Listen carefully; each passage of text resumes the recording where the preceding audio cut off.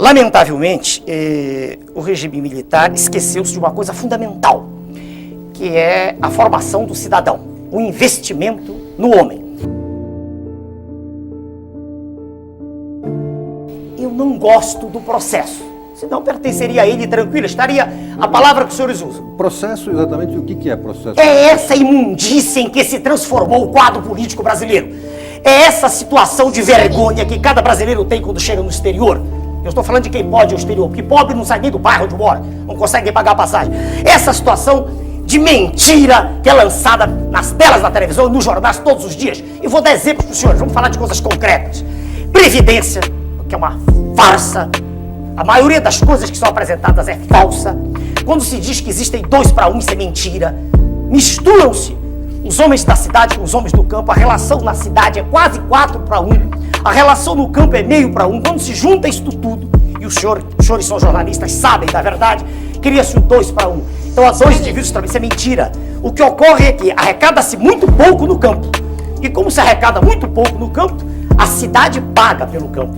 Então, tem-se a impressão que a Previdência está falida. Ela tem, aliás, um saldo de $1 bilhão.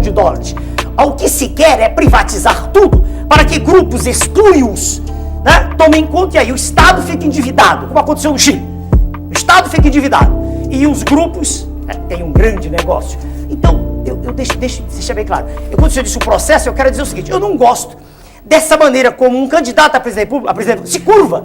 Para ser eleito, ele se curva. Ele não acredita na força dele. E ele faz composições, ele procura um vice, ele procura um... Para quê? Para que ele dê votos. Eu não faço isso. Eu sou exatamente o mesmo. Meu candidato a vice-presidente é o Almirante Roberto Gomes Silva.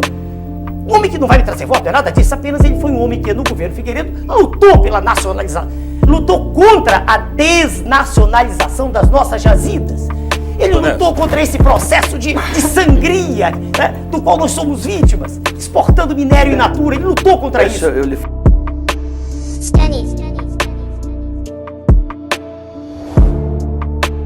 O que eu vejo é o seguinte: existe um modo de comportamento que se tornou a regra do processo. Esse modo chama-se hipocrisia. O cidadão não tem coragem de dizer a verdade. Ele tem medo de perder voto aqui, perder voto lá, ele faz aliança. O senhor inclui os deputados do PRONA também, doutor Enéas? Se acontece com eles? Olha, eu não sei lhe responder. Eu tenho um deputado do PRONA federal, dona Regina Gordinho. E foi o único deputado que veio para o PRONA. E se o senhor disser que ela fez aliança, eu quero crer que não.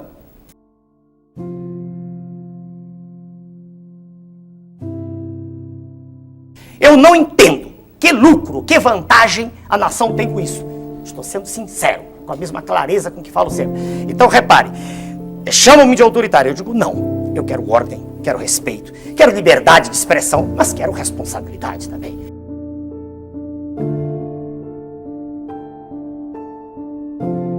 Quando se ficar claro, quando não houver dúvida, quando for irrefragável a tese que existe comando na nação, e nessa história de faz de conta que está, sabe? Perdoe-me, essa bagunça generalizada que hoje é o Estado brasileiro, fraco, incapaz de tomar decisões, mal informado, mal organizado, com uma desordem em todos os níveis. Quando ficar claro que não é mais assim,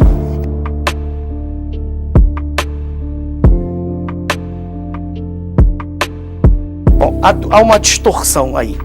Eu não disse que os deputados como um conjunto não gostam de mim. Aliás, é preciso ficar bem claro isso, eu não tenho nada contra nenhum deles em particular. Eu me refiro sempre ao modelo carcomido, putrefato que aí está. Eu falo sempre de um sistema de troca de favores que faz, inclusive, com que candidatos à presidência da República de um partido aliem-se a um outro partido que tem toda uma tintura ideológica diametralmente oposta. É disso que eu falo, é isso que eu me refiro.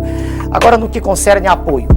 Há pouco tempo atrás tivemos um presidente da República, Sua Excelência, o senhor Fernando Collor, que foi eleito por um partido inexpressivo que nem tinha sido fundado por ele, ao contrário de nós, fizemos o PRONA com suor desde 89, e tomou medidas extremamente deletérias para a nação, não tinha maioria e o Congresso se curvou tranquilamente. Eu não vejo nenhuma dificuldade em governar, desde que as mensagens sejam claras, inequívocas, desde que por favor, só terminar, desde que o Congresso saiba exatamente o que vai ser feito e haverá uma correspondência biunívoca entre o que vai ser feito e o que está sendo dito, uma vez que é um programa a ser apresentado. Não creio que haja dificuldade, uma vez que os senhores congressistas querem o bem da nação.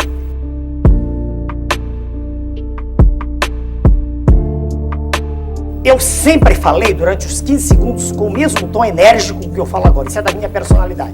Eu não sou de meias palavras. Eu tenho clareza do que penso e do que digo.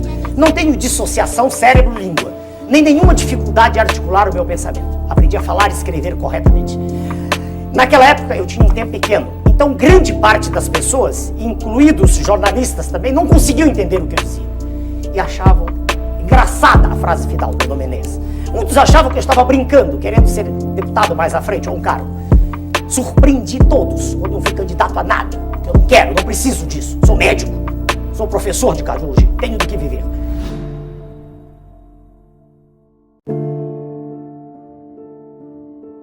Continuo com o senhor ou respondo para ele? Como quiser. Se a palavra autoritário quer dizer que exista autoridade, que ela se faça respeitada, se é este o sinônimo dentro do universo semântico seu. Se é isso que o senhor quer dizer, é.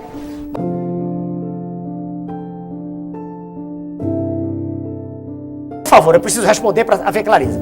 Uma moeda, aquela moeda de metal, assim, aquilo que é simbólico, antigamente, ela não existia porque estava tudo fragmentado. Hoje, esse centavo, ele vai de... se o real é 2 vale mais de meio dólar. Exato. Mas eu quero dizer que o que essa moeda pode comprar é menos do que os 2,750 podiam. Isso é que eu quero dizer. Entenda-me. A moeda em si, ela vale 2.750, digamos R$1, 2.750. Só que ela compra muito menos do que os 2.750 compravam. Esse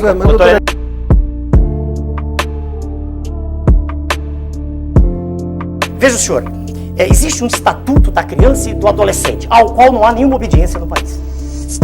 Existem tentativas as mais escabrosas de tirar vantagem do menor abandonado. É uma indústria que aí está estabelecida. Tá?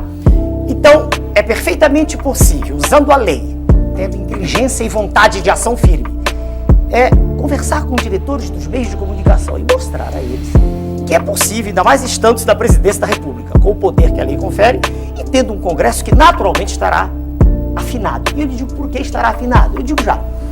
Imagine o senhor que, tendo 1 minuto no horário eleitoral gratuito, eu chegue a ser eleito.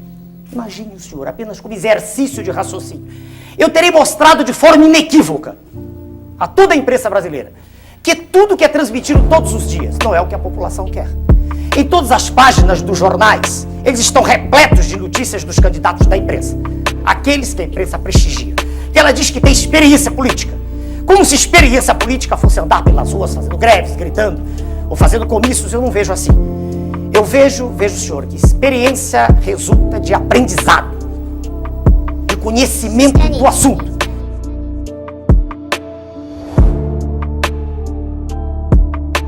Segunda falha, o regime militar asfixiou a imprensa. E não existe no Brasil nenhum partido político, não é só o partido que eu criei e que está hoje, graças a Deus, representado em quase todo o Brasil. Não há nenhum partido político que possa ir a todos os rincões, que possa saber exatamente o que está se passando na intimidade do poder. Não há partido nenhum. Então a imprensa tem que ter liberdade para isso. E ela terá essa liberdade com a nossa chegada, sem dúvida, para fiscalizar aquilo que está sendo feito. Pois se aquilo que nós queremos fazer tem que ser para o bem da nação, a imprensa tem que ter. Isto é uma coisa. Outra coisa é a absoluta falta de responsabilidade com que a imprensa se comporta atualmente.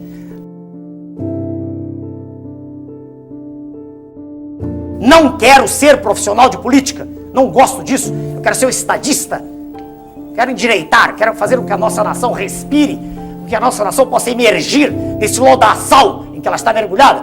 Como eu poderia aceitar ser ministro se, quando qualquer medida firme fosse ser tomada, imediatamente eu seria obrigado a demitir? Como posso eu aceitar teses de um candidato à presidência da República, que é o representante legítimo das multinacionais no país?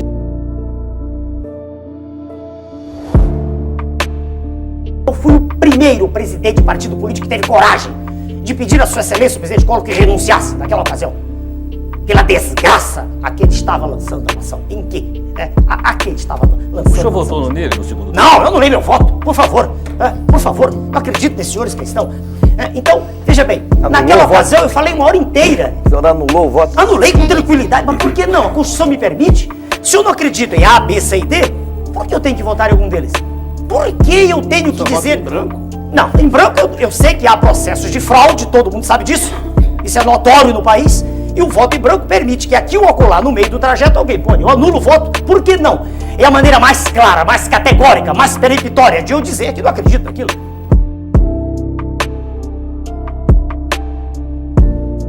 Difícil, difícil. Eu posso dizer, falar de mim é difícil. Vamos falar do modelo do nosso partido. Aqui, né? Voltando para o senhor, que eu estou conversando com o senhor. O PRONA defende um Estado forte, técnico e intervencionista. Um Estado que se preocupe realmente com a nação e não que seja propriedade de um grupo reduzido de políticos. Nós acreditamos que é perfeitamente possível resgatar essa dívida social gigantesca da nossa terra, desde que haja uma mensagem firme e que por trás da mensagem haja um lastro de preparo que faça com que o presidente da República não seja um títere, não seja um boneco levado de um lado para o outro, na dependência de quem está à sua direita ou à esquerda. O senhor quer um presidente da República mais poderoso do que o que sempre tivemos? Não, porque os nossos presidentes da República, por terem sido extremamente incultos em quase sua maioria, né? Quase a maioria, e por serem homens de personalidade extremamente frágil, têm sido levados para um lado e para o outro. Haja vista o que ocorre agora recentemente com Sua Excelência, o senhor Presidente da República, que cede a uma pressão quando, eu quero crer, o chefe da nação deveria agir de modo firme. Se ele é o chefe, ele deve ter firmeza. Um presidente deve presidir, senão não é presidente. Um presidente deve ser de fato e não só de direito. Nesse sentido, se o senhor me pergunta, eu sou um homem que gosta de ordem, de autoridade, de respeito. Se o senhor me disser assim, o senhor dialoga? Sim, dialogo sempre. Eu ouço, por exemplo, se os senhores disserem, o senhor tem 1 minuto, eu falo 1 minuto. Se os senhores disserem, eu obedeço às regras. E gosto que haja obediência à lei e à ordem. É assim que eu entendo uma nação civilizada.